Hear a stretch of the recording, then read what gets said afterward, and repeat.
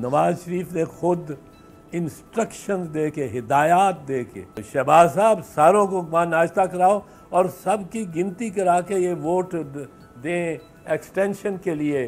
तो ये कितनी स्विंग है। एक तरफ उसको कहते हैं कि तुम जिम्मेदार हो सबके, और दूसरे दिन उसको एक्सटेंशन दे रहे होते हैं। पहले फैसले पे शादियाने, दूसरे फैसले पे मरियम बीबी आके ऐसी प्रेस कॉन्फ्रेंस करती हैं। आप कन्विक्टेड खातून हैं, आप जमानत पे हैं और आप इदारों पे ही इस तरह बरस रही हैं। मैं इदारों का कभी नहीं रहा हूँ वकील या कोई उनकी मैं तरसदारी करने वाला।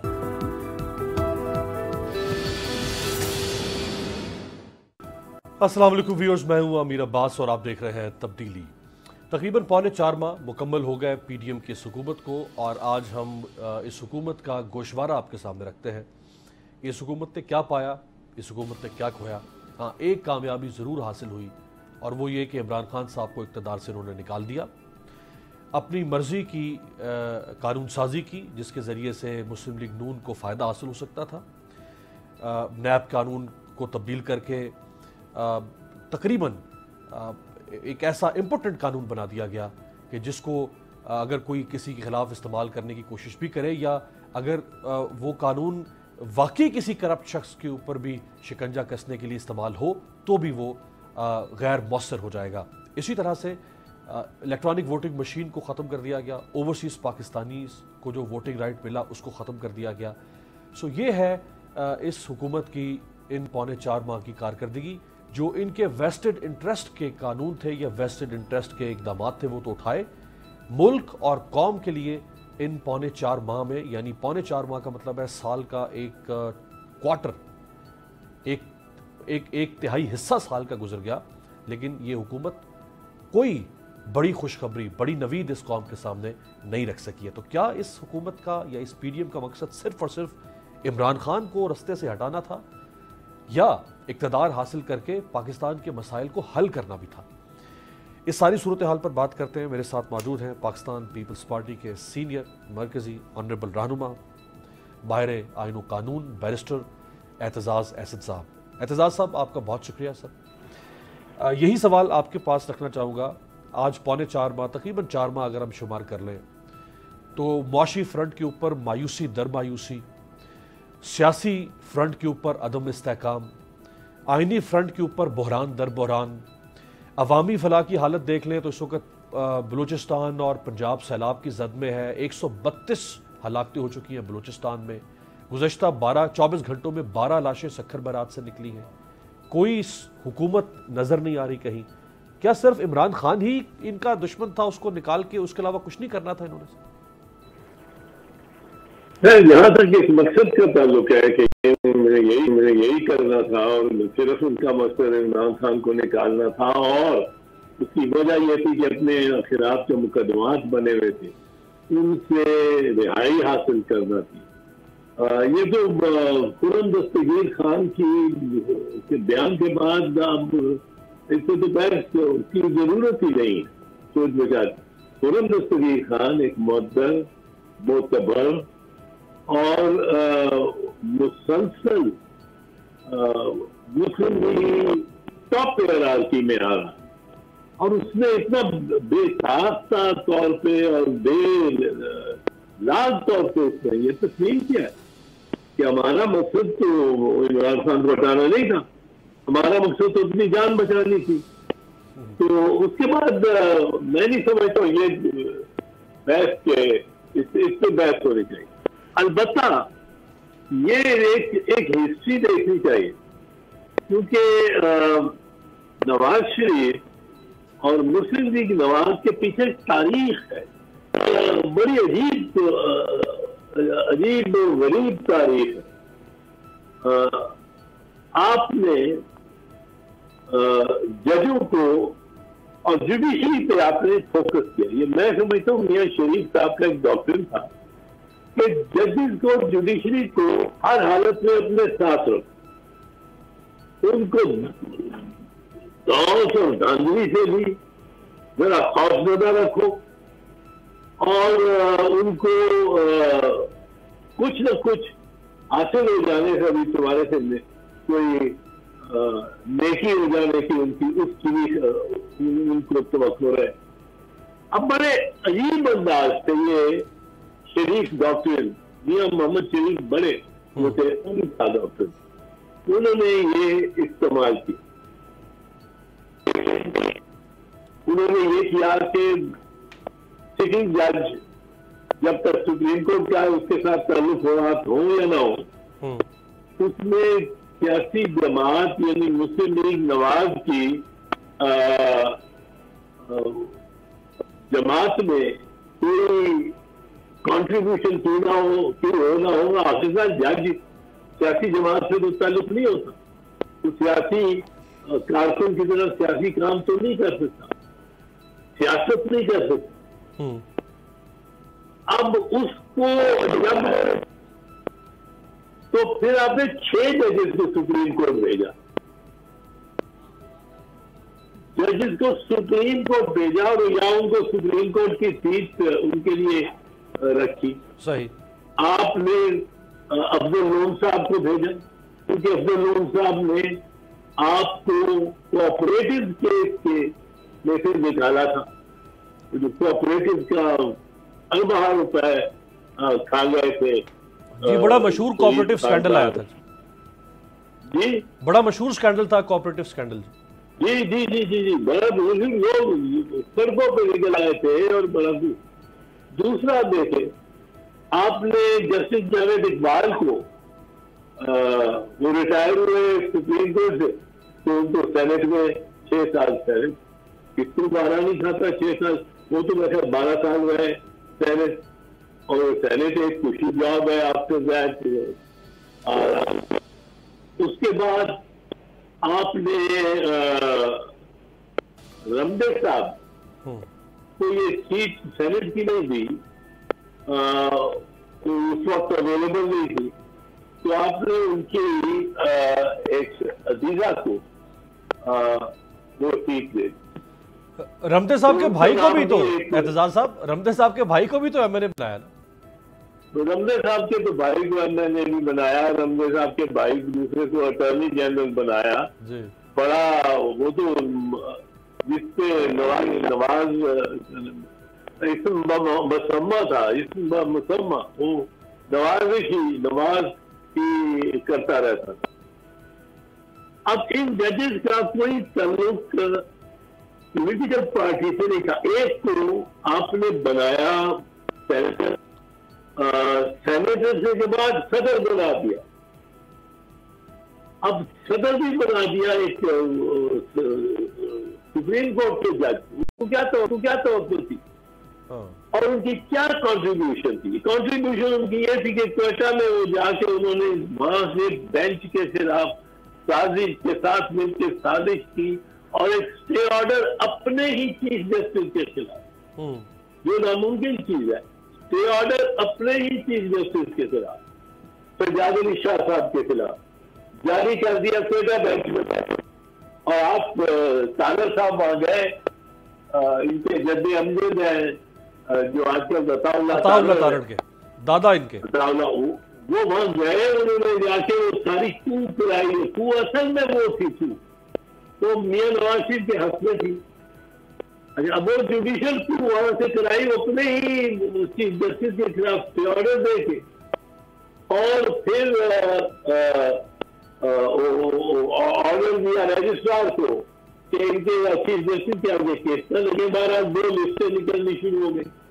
एक लिस्ट थी चीफ जस्टिस के साथ जो थे, एक 10 जजेस जिनको खिलाफ कर लिया था नवाज शरीफ ने, और इसकी शहादत इससे फिर मिलती है कि जो लीडर थे ऑफ दिस रिबेलियन फैजुज़मान सिद्दीकी, उनको नवाज शरीफ ने उनको भी सदारत का कैंडिडेट बना दिया, मुस्लिम लीग नवाज का। उनको भी सदर बनाना चाहते थे और उनको सदारत का उम्मीदवार ही नहीं बनाया, और वो हार गए आसिफ जरदारी। बिल्कुल। फिर उन्होंने उसको गवर्नर बना दिया, मरते वक्त में उनको गवर्नर बना दिया। अब एक जज साहब थे उनको इन्होंने कहा कि जी 7 मिनट सीट अभी नहीं है अवेलेबल है, तो आप कुछ कहें तो आपको मुझे पीसीबी का चेयरमैन लगा दो। तो उनको पीसीबी का चेयरमैन लगा दिया। ये जजेस को नायात, जजेस पर नायात, पीसीबी का चेयरमैन लगा दिया। वो अब मुझे वरना एतजाज साहब एक जज का क्रिकेट के साथ और पीसीबी के साथ क्या ताल्लुक है इसके साथ, क्रिकेट के साथ? उसको शॉर्ट लेग का पता है, उसको स्लिप पॉइंट का पता है, उसको शॉर्ट लेग का पता है, मिड ऑफ का पता है, मिड ऑन का पता है। एक एलबीडब्ल्यू पता होता होगा टीवी पे देख के, सही है, बट कोई चीज जिसका पता ही नहीं उनको, उसमें वो भी उनको फिट करने के लिए उनके दाने लगते रहेंगे और उनका रहता है। ये नवाज शरीफ में इस तरह, मैं कहता हूँ लोग एक दरख्त की आबियारी करते हैं, नवाज शरीफ जंगल के जंगल की आबियारी करता है। जंगल को इसने BMW कारें देनी शुरू कर दी कोर कमांडर, और ये शुजा नवाज की किताब में लिखा हुआ है। शुजा नवाज, यासिन नवाज आर्मी चीफ का छोटा भाई था, उसने बड़ी रिसर्च किताब लिखी क्रॉस थॉट, उसने लिखा है, उसमें आज तक इन्होंने डिनाई तो नहीं किया। अच्छा, फिर ये जिस तरह इन्होंने दबाव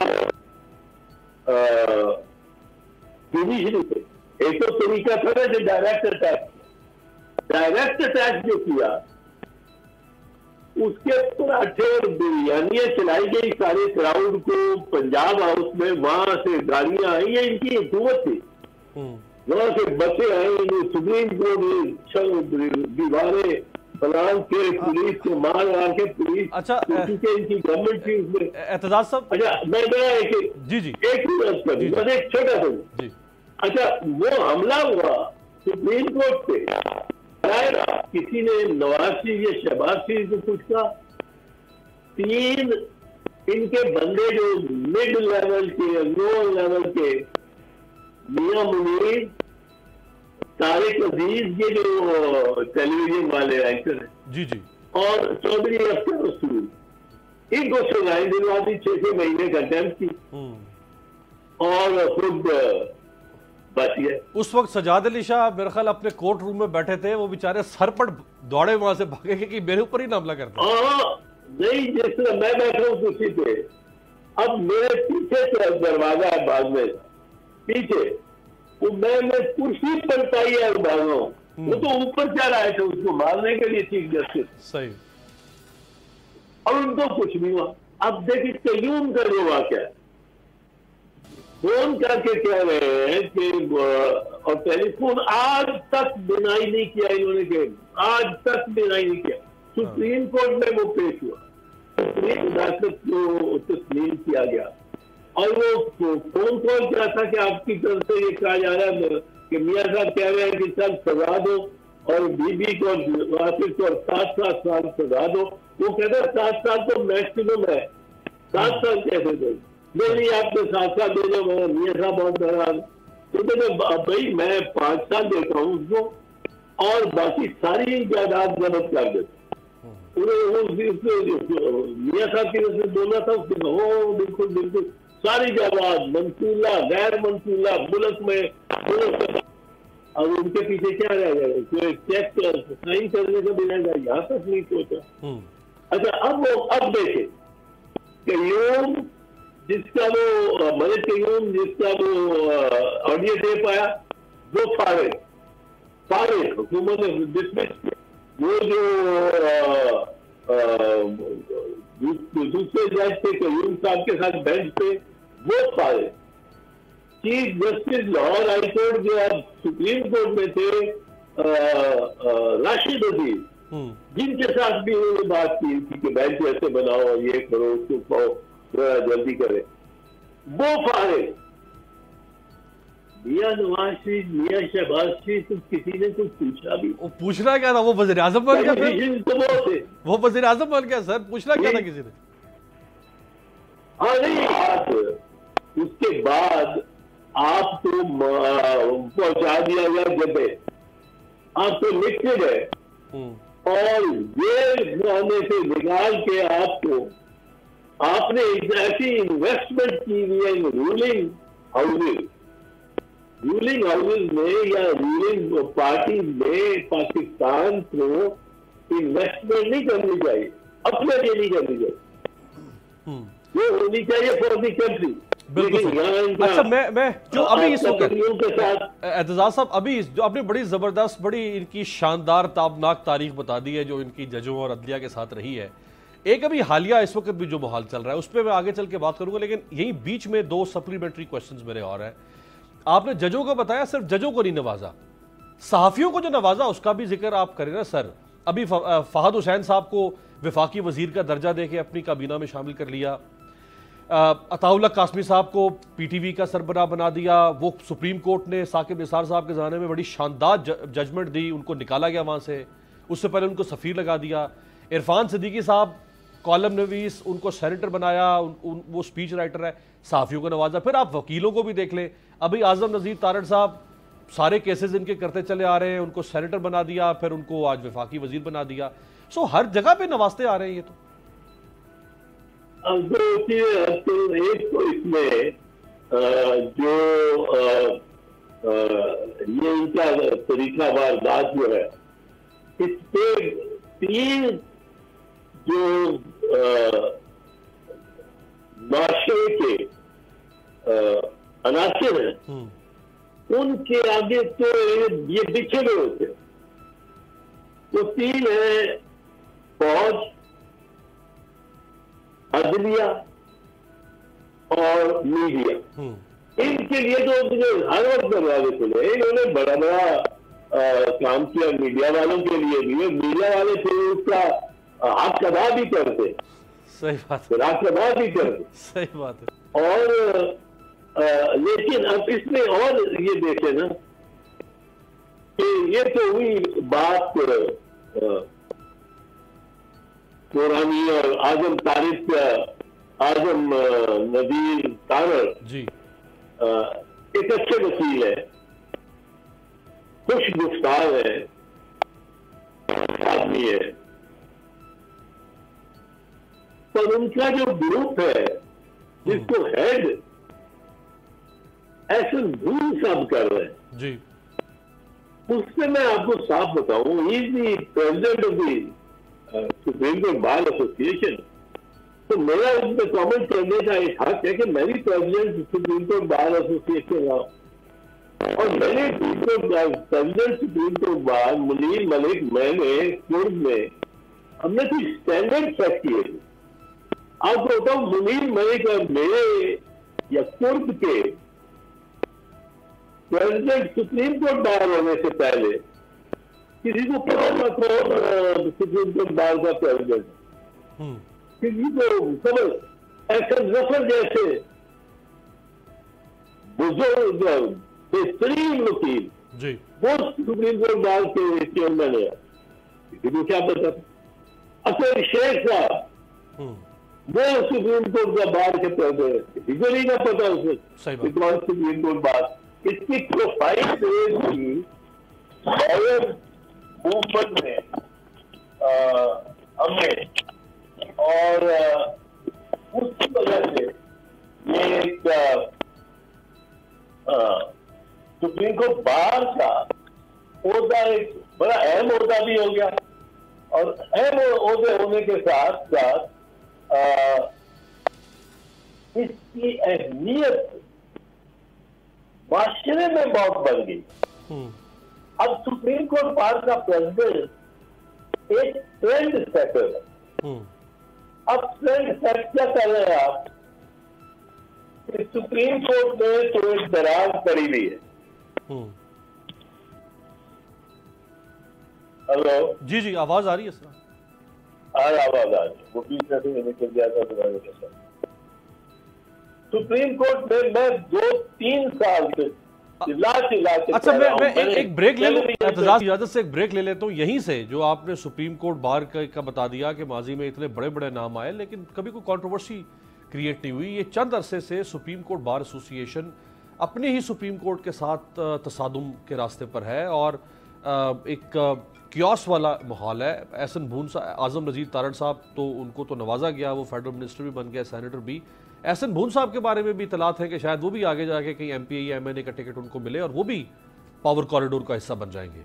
एक ब्रेक लेते हैं, ब्रेक के बाद वापस आते हैं। बैरिस्टर एतजाज एहसन साहब हमारे साथ।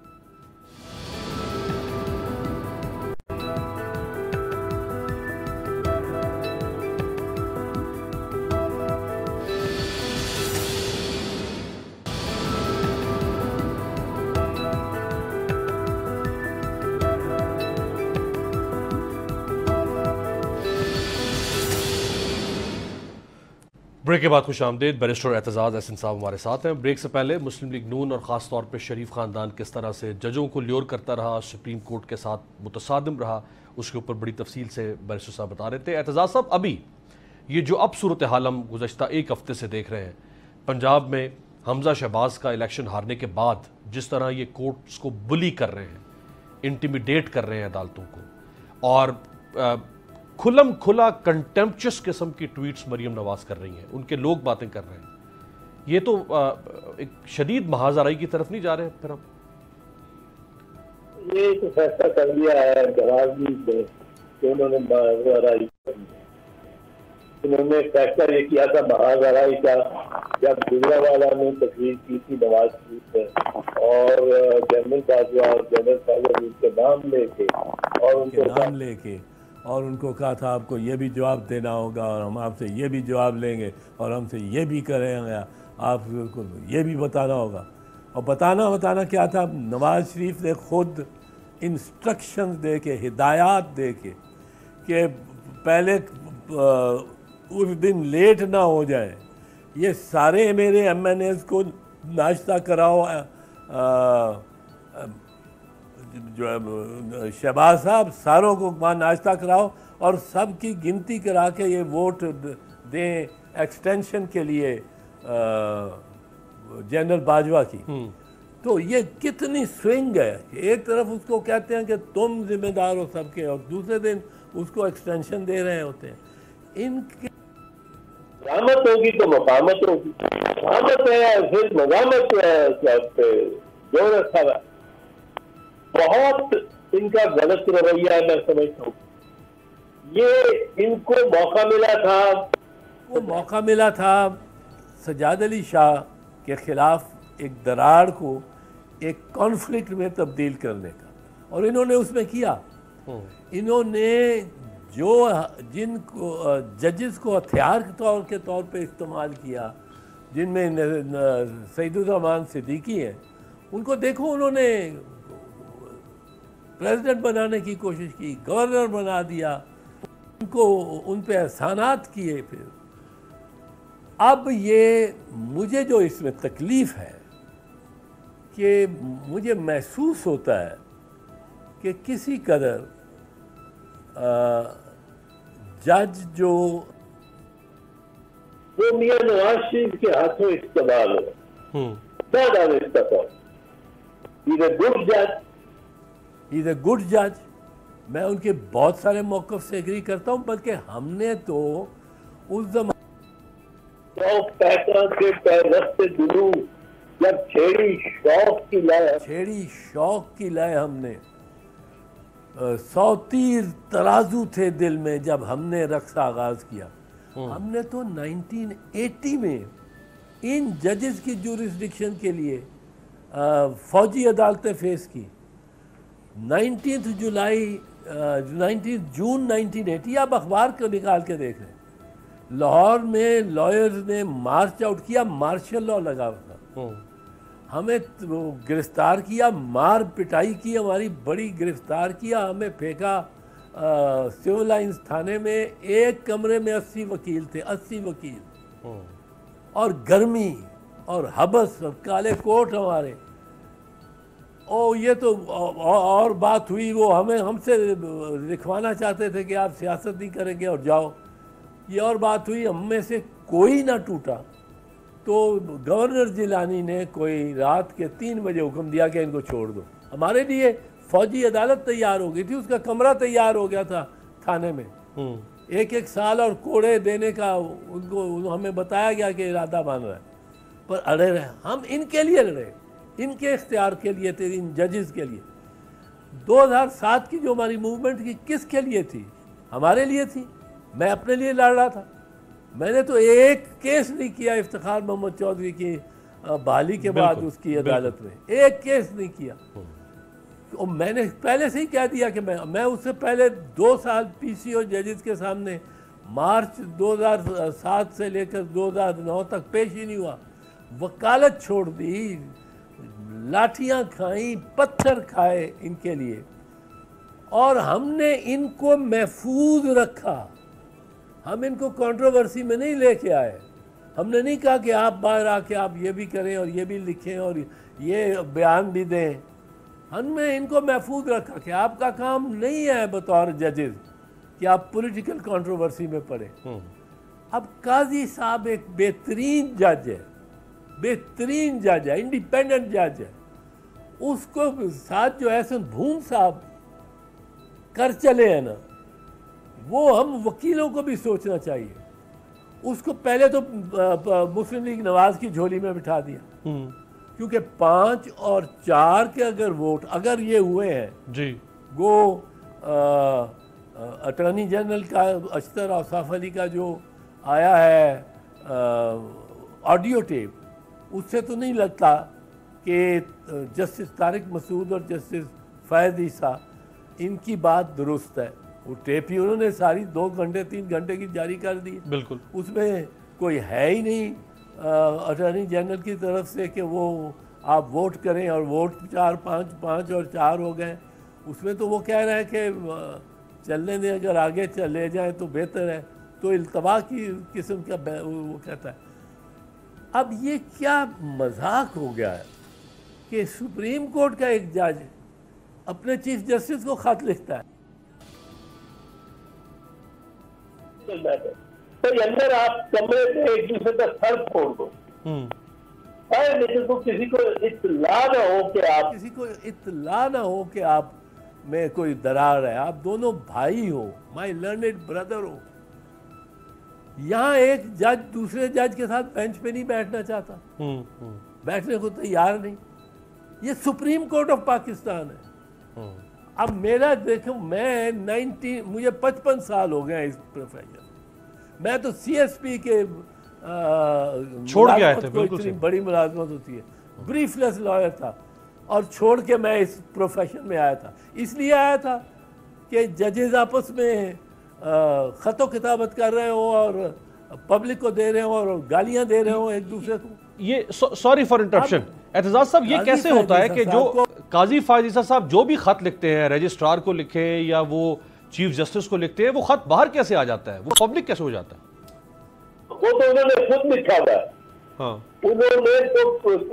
उन्होंने तो to issue to the media, वो जो नीचे होता है ना, copy to the chief justice, copy to the registrar Supreme Court, copy to members of the JCP, ऊपर होना चाहिए था for your eyes only, exactly, in confidence, confidential, ये होना चाहिए था। वहाँ वो लिखते हैं कि ये मीडिया को भी दे इशू। तो वो ये इंटरनल अफेयर को, इंटरनल डिस्प्यूट को पब्लिक डोमेन में क्यों ले आते हैं सर? यही तो मैं अर्ज कर रहा हूँ ना, ये बहुत ही अब चीफ जस्टिस क्या करे? चीफ जस्टिस को मैं जानता हूँ, एक बेहतर आदमी है। उसमें उनके मौक़िफ़ से मैं एग्री नहीं करता। मैं काजी फैज़ ईसा साहब के मौक़िफ़ से भी नहीं एग्री करता। हम तो कहते हैं कि 184(3) की अपील हो। मैं ये 3 साल 4 साल से कह रहा हूँ। मैंने जब leader of the opposition senate में था, मैं मियाँ नवाज शरीफ के पास खुर्शीद शाह और मैं गए। हमने कहा ये इस वक्त हम कर सकते हैं, ये अमेंडमेंट कर लें हम कि 184(3) ये सुओ मोटो वाला केस जो है, इसकी अपील होगी और एक अपील होगी टू अ लार्जर बेंच। वहाँ बैठे हुए जो मुस्लिम लीग के नवाज के चैम्पियंस थे, ख्वाजा आसिफ साहब, ये सारे शुरू हो गए कि जी आप पीपल्स पार्टी वालों को परेशानी हो सकती है अदलिया की, और अदलिया से, क्योंकि आप तो गुनाहगार हैं, आपने तो करप्शन की है, आपने तो, हम तो गंगा नहाए हुए हैं, हमें क्या ये इसकी ज़रूरत है। और ये उस वक्त हमने कहा जब ये इसका धरना था इमरान खान का, कि हम ये मूव करके ये अमेंड करें इस लॉ को, एक अपील राइट है हर केस में।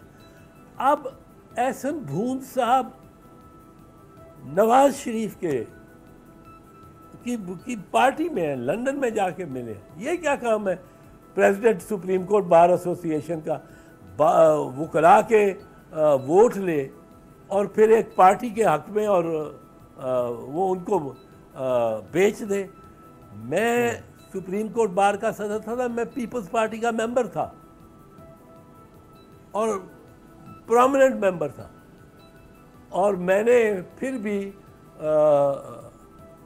ये यहाँ तक के सीट मुझे जो इलेक्शन में ऑफर की वो नवाज शरीफ ने और पीपल्स पार्टी दोनों टिकट दे रहे हैं जी कि आप ये लड़े। मैंने कहा मैं वकला के साथ रहूँगा। राइट, मैं यहाँ समझता हूँ कि वकला का मौक़िफ़ है कि जजों को बहाल करो, मैं वकला के साथ। बहुत ज़बरदस्त। एतजाज़ साहब, आपका जो प्रिंसिपल स्टांस रहा है आपके करियर में, ख़ास तौर पे जुडिशरी के हवाले से और लॉयर्स मूवमेंट के हवाले से, हमने तो खुद उसको कवर किया, आपको देखा जब आप लीड कर रहे थे लॉयर्स मूवमेंट, और आपने जो प्रिंसिपल स्टांस का जो बेंचमार्क रखा उसको हमेशा सराहा जाता है। मैं एक ब्रेक आपकी इजाज़त से ले रहा हूँ। ब्रेक से वापसी पे अब जो इलेक्शन का माहौल बन रहा है, होगा नहीं होगा इलेक्शन, चीफ इलेक्शन कमिश्नर के खिलाफ इमरान खान जा रहे हैं, वो हटाए जाएंगे या नहीं, इस सूरत हाल पे एतजाज़ साहब की राय लेंगे ब्रेक के बाद।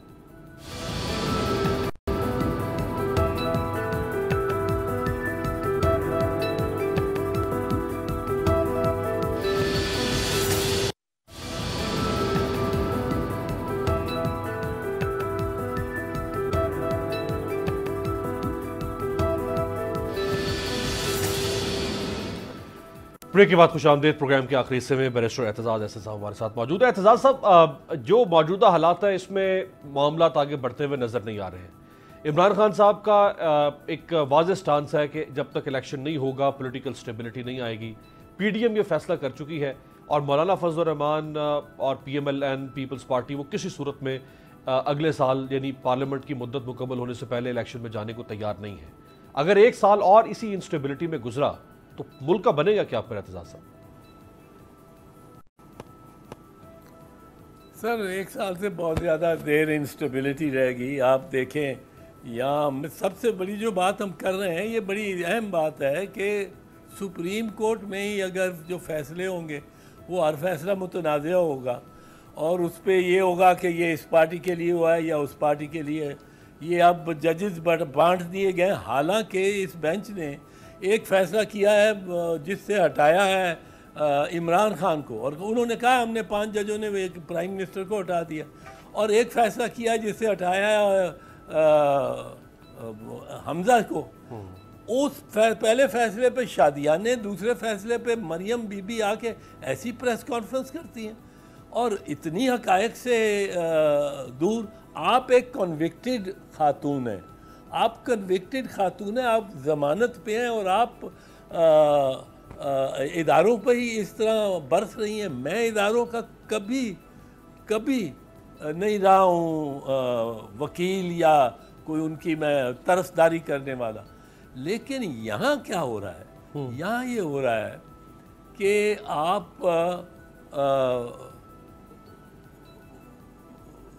ये कादी ईसा साहब को अब अगर गाइडेंस उनकी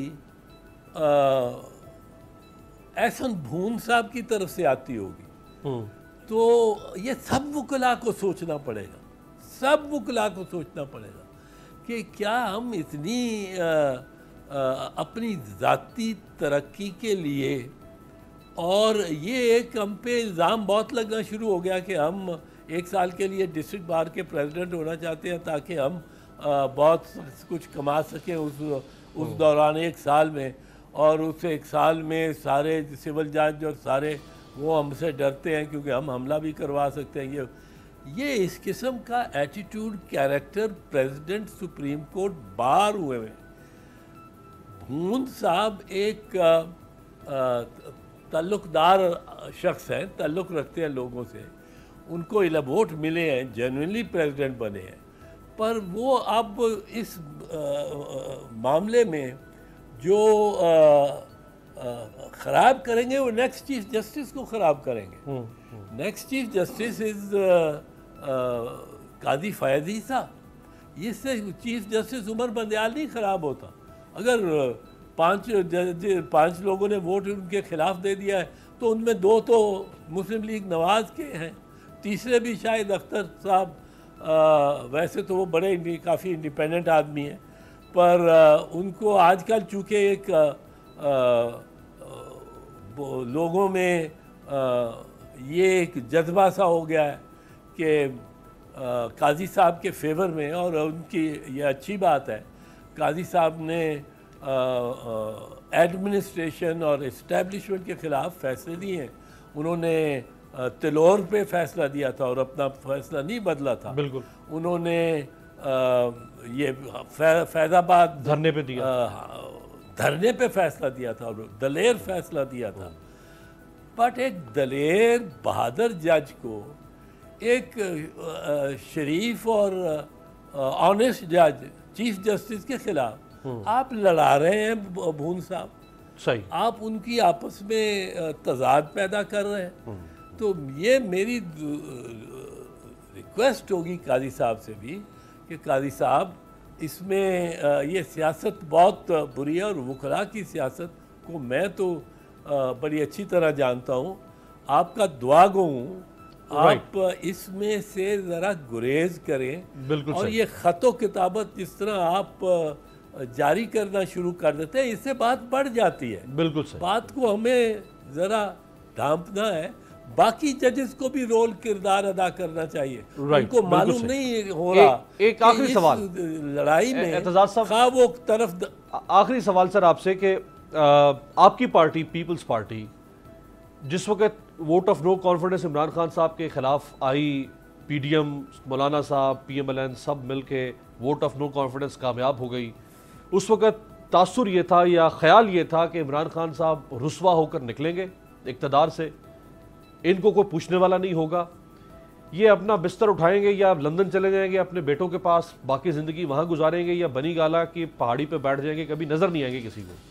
ये तो सूरत हाल यकसर मुख्तलिफ हो गई।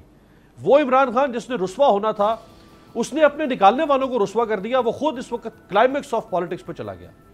तो ये पीपल्स पार्टी ने सियासी गलती या हिमाकत नहीं कर दी नून लीग के पीछे लगकर? हिमाकत तक तो मैं नहीं कहूँगा, पर इस फैसले से मैं तो मुत्तफिक नहीं था और अभी भी कहता हूँ कि ये रुस्वा करेंगे हमें और रुस्वा कर रहे हैं हमें।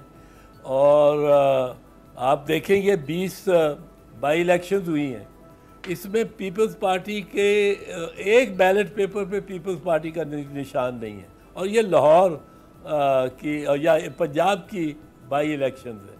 तो हमें इसका नुकसान है, बहुत नुकसान हुआ है। मैं तो समझता हूँ हमने बहुत सेक्रीफाइस दी है इस इत्तेहाद में आने के लिए।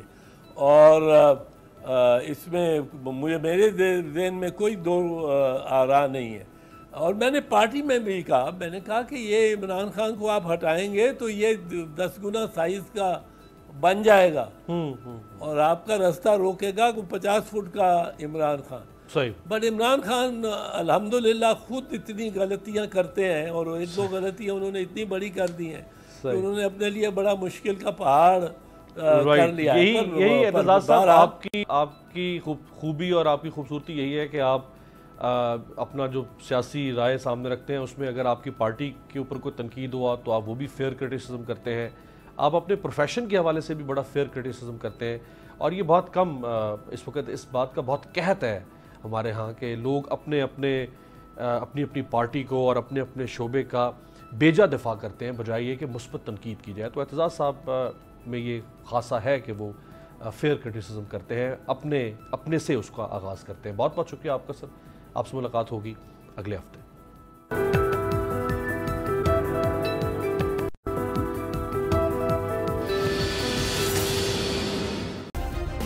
सब्सक्राइब करें और बेल दबाएं ताकि कोई खबर रह न जाए।